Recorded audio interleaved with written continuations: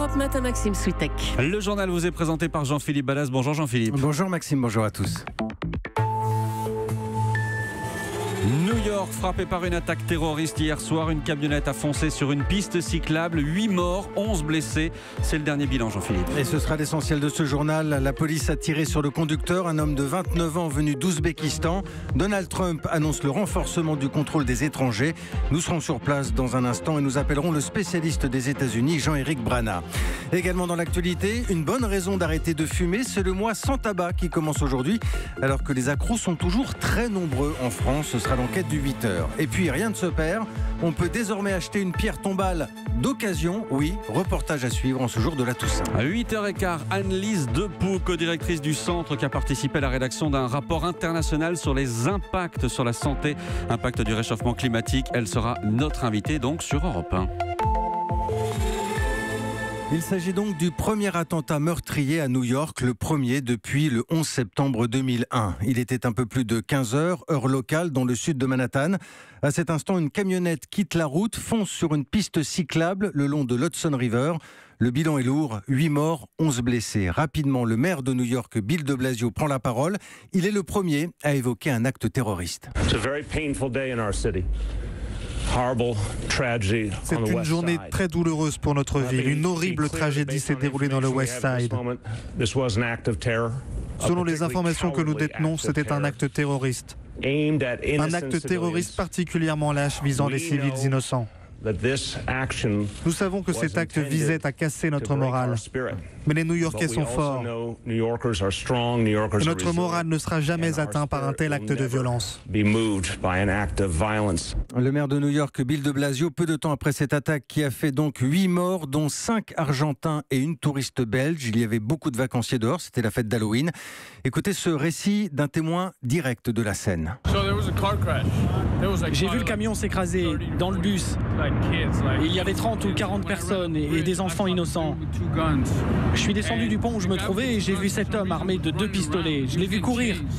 Il était poursuivi par des policiers. Tout d'un coup, on a entendu 4 tirs. Tout le monde s'est mis à courir dans tous les sens. De l'autre côté de la rue, il y a 2 personnes à terre. Ils ont recouvert les corps avec une couverture maintenant. Tout s'est passé tellement vite, c'est fou. Et nous sommes maintenant en ligne avec notre correspondant à New York, Xavier Yvon. Xavier, la police a donc tiré sur l'homme qui conduisait la camionnette. Il est actuellement hospitalisé. Les médias américains parlent d'un homme de 29 ans, originaire d'Ouzbékistan. Qu'est-ce que l'on sait de lui ? Alors, on sait qu'il est arrivé aux États-Unis il y a 7 ans avec une carte verte, c'est le visa de résident permanent. Il s'appelle Sayfullo Saipov et les Américains ont d'abord découvert sa silhouette longiligne sur une vidéo amateur de l'attaque. On le voit courir de manière erratique entre les voitures avec 2 pistolets à la main de type paintball. Selon des témoins, il a crié « Allahu Akbar », Dieu est grand en arabe. Les policiers ont retrouvé près du pick-up une lettre manuscrite où il prête allégeance à l'État islamique. Mais les enquêteurs cités par les médias américains restent prudents. Il n'y a pour l'heure pas de lien réel établi entre cet homme et l'organisation terroriste. Le gouverneur de New York parle même, lui, d'un loup solitaire. Cet Ouzbek à la très longue barbe n'a pas de passé criminel. Ses voisins et ses amis parlent d'un homme poli, sans histoire.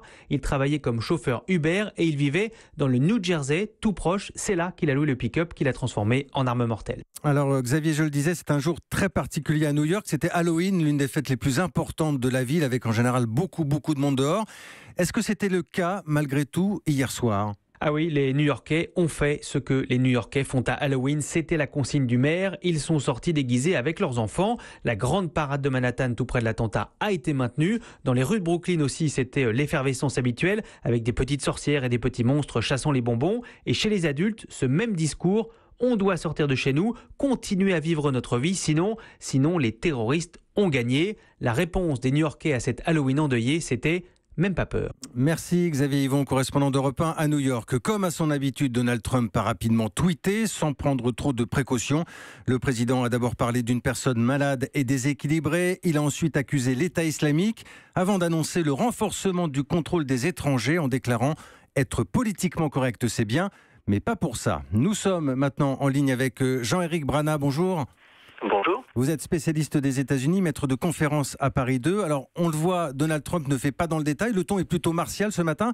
En tout cas, c'est la première fois depuis le début de son mandat, la première fois qu'il se trouve confronté à ce type d'attentat sur le sol américain. Oui, et il fallait effectivement qu'il y ait une réponse très rapide de sa part, parce que on se souvient quand même que c'était le sujet numéro 1 de sa campagne, vaincre le terrorisme islamique radical. C'est comme ça qu'il l'avait nommé.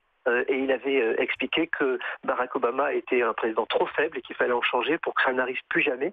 Alors effectivement, la réponse est à la hauteur de la campagne, puisqu'il a dit directement, il ne faut pas faire de politiquement correct, il faudra que la réponse soit forte, qu'elle soit rapide et qu'elle soit adaptée, à savoir, on va fermer les frontières, on va renforcer l'isolationnisme américain, parce que c'est la sécurité des Américains qui en dépend. Sauf que Jean-Éric Brana, ça n'est pas la première fois que Trump annonce qu'il veut fermer les frontières américaines, et à chaque fois, il se heurte au mur de la justice américaine.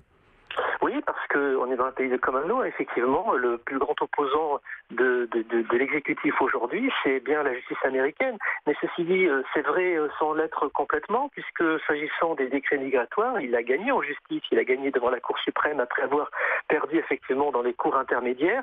Il a expliqué que ces cours intermédiaires étaient situés en Californie, donc les juges étaient des démocrates partisans et qui avaient décidé d'arrêter sa politique, alors que la Cour suprême lisait la Constitution et lui avait reconnu le droit, qui est d'ailleurs effectivement écrit dans la Constitution, de réguler l'immigration. Encore il y a 15 jours, il a gagné à nouveau contre un nouvel appel contre un juge d'Hawaï.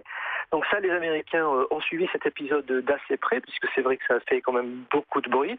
Et aujourd'hui, le débat s'est emparé de l'ensemble de la société, puisque ce matin, c'est le débat numéro 1 dans les médias, ces questions migratoires qui viennent de ressurgir, puisque Donald Trump les a lui-même posées sur la table. Donc ça repart très fortement. À noter que cet été, ce débat était revenu avec une loi qui était réactivée, la loi Hayes, pour renforcer les contrôles migratoires aux États-Unis. Cette loi va avoir certainement une nouvelle jeunesse dans le Congrès et va trouver beaucoup de supporters maintenant. Merci d'avoir été en ligne avec nous ce matin, Jean-Éric Brana. Vous avez sorti un livre récemment, Trumpland, portrait d'une Amérique divisée, aux éditions Priva. Et puis parmi les nombreuses réactions ce matin, celle d'Emmanuel Macron. Le président exprime l'émotion et la solidarité de la France. Notre combat pour la liberté nous unit plus que jamais, écrit le chef de l'État. Je vous rappelle donc le bilan de cette attaque terroriste à New York, 8 morts et 11 blessés. Il est 8h08, Maxime Switek. La suite du journal Jean-Philippe Ballas, c'est donc le moment ou jamais pour arrêter de fumer. Oui, le début aujourd'hui du mois sans tabac, 2e édition. La cigarette, un fléau qui tue 73 000 personnes chaque année en France, 200 par jour. Et pourtant, les Français fument toujours autant. C'est l'enquête du 8h. Bonjour Benjamin Lévesque. Bonjour Jean-Philippe. Ce n'est pas glorieux, nous sommes dans le top 3 européen, après la Grèce et la Bulgarie. Actuellement, un tiers des Français fument toujours. Et c'est un chiffre qui continue d'augmenter depuis une dizaine d'années maintenant. Oui, et l'argument numéro 1 de ceux qui fument et qui n'arrivent pas à arrêter, eh bien, c'est de dire que ça les aide à gérer leur stress. Moi, je sais que c'est quelque chose qui joue beaucoup. À chaque fois, j'ai replongé. Peut-être avoir du soutien dans ces moments-là, ce serait peut-être utile. Il n'y a pas de raison de fumer, on trouve des raisons sans arrêt, quoi. Une embrouille avec sa copine, avec n'importe quoi, ou avec le taf, ou machin. Les ennuis, des fois, qui font que, on se réfugie bêtement, je l'avoue, vers un substitut. Pourtant, les études sont claires, le tabac fait du bien quelques secondes, après il augmente l'angoisse, les spécialistes le disent, il y a 3 fois plus de déprimés chez les fumeurs. D'accord, alors, en même temps, si les Français fument toujours autant, j'ai envie de dire c'est aussi parce que le tabac est très visible finalement chez nous. Et oui, et ça se voit immédiatement dès que vous entrez chez un buraliste. Les paquets sont en évidence, étalés sur le mur. Là où dans d'autres pays, comme au Canada ou en Australie, les cigarettes sont cachées sous le comptoir, à l'abri des regards, pour ne pas inciter à l'achat. Et puis, un autre exemple, selon une étude de la Ligue contre le cancer, la cigarette est beaucoup plus présente dans le cinéma français, 70% des films, ce qui participe à la banalisation du tabac. Alors pourtant, Benjamin, il y a le prix du paquet de cigarettes, il augmente constamment, il est passé de 3 à 7 euros en 15 ans, il y aura le paquet à 10 euros à l'horizon 2020. L'argument financier, ça ne marche pas ? Oui, alors il y avait eu un réel effet sur les fumeurs lors de la hausse massive décidée par Jacques Chirac en 2003, mais depuis, le prix a augmenté un petit peu à chaque fois, 10 centimes par-ci, 30 par-là, et les spécialistes le disent, ça n'a aucun impact. Pour que ça marche, explique la Cour des comptes, il faut une grosse augmentation d'un coup, et c'est pour ça que la ministre de la Santé veut arriver à ce fameux paquet à 10 euros. Alors le prix n'a pas découragé. En revanche, ce qui dissuade, et je vais vous surprendre, c'est le coût du traitement, 50 €, pourtant beaucoup moins cher que le budget d'un fumeur régulier. Mais le tabacologue Bertrand Dotzenberg le dit, c'est psychologique. C'est pas le même argent. Quand vous achetez vos cigarettes, vous achetez la drogue, c'est hors budget. Or, quand vous allez chez le pharmacien sortir votre billet de 50 €, vous comparez, est-ce que je vais pouvoir acheter de la viande ce soir, est-ce que je peux acheter des chaussures aux enfants, etc. La façon dont on dépense l'argent pour acheter des cigarettes, c'est bien la preuve absolue que la cigarette est une drogue pour la plupart des consommateurs. On a parlé du prix, la prévention, les paquets neutres, les vidéochocs, ça non plus, ça ne fonctionne pas ? Alors le paquet neutre, pour l'instant, il n'y a pas de réelle tendance à la baisse. Ça n'a pas d'impact sur ceux qui fument déjà. Ce sont les jeunes qui sont ciblés, ceux qui ne fument pas encore. Et l'idée, c'est de repousser, de ne pas donner envie aux ados de commencer. Quant à la prévention, elle ne fonctionne pas sur ceux qui fument le plus, qui sont les plus précaires. Il faut passer par d'autres moyens plus proches des gens, comme l'accompagnement régulier d'une infirmière par exemple. L'enquête du 8h signée ce matin, Benjamin Lévesque. Le gouvernement s'organise après le fiasco de la taxe sur les dividendes. Un taxe de 2012 invalidée par le Conseil constitutionnel. L'État doit maintenant rembourser 10 milliards aux entreprises et le ministre de l'économie Bruno Le Maire l'a annoncé hier soir sur France 2. Ce sont les grands groupes qui vont payer une surtaxe pour 300 entreprises qui font plus d'1 milliard d'euros de chiffre d'affaires. Olivier Samin. L'État va devoir reverser 10 milliards aux entreprises, mais cette surtaxe va lui permettre d'en récupérer la moitié, 5 milliards donc, qui proviendront d'une majoration temporaire de l'impôt sur les sociétés que payent les grandes entreprises.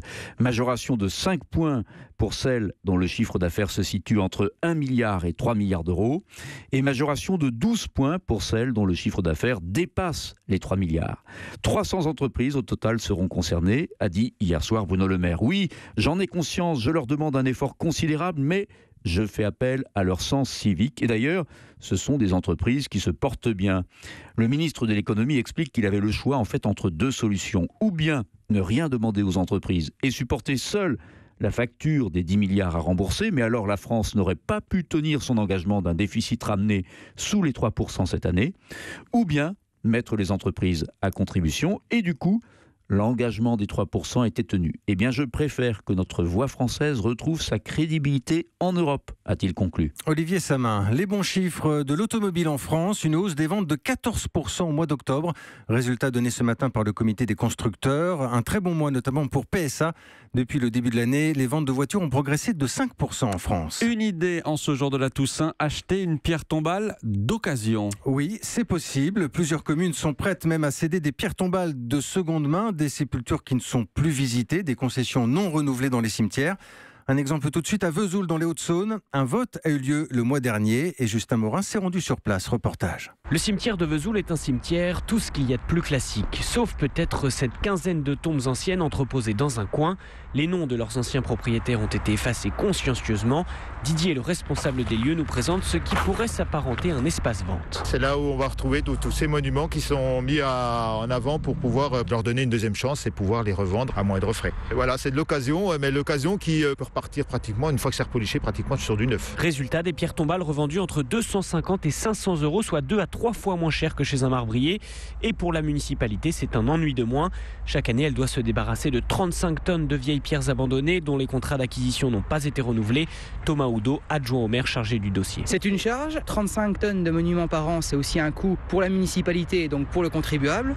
Donc il y a à la fois une logique soucieuse de l'environnement et puis une logique aussi d'éviter un coût trop important. Sur la quinzaine de tombes d'occasion, 8 ont déjà trouvé preneur, mais la municipalité le précise, elle n'en tirera aucun bénéfice. Le but est bien de proposer un nouveau service. Justin Morin, et puis du football, le PSG qui marche sur l'eau en Ligue des Champions, d'ores et déjà qualifié pour les huitièmes de finale.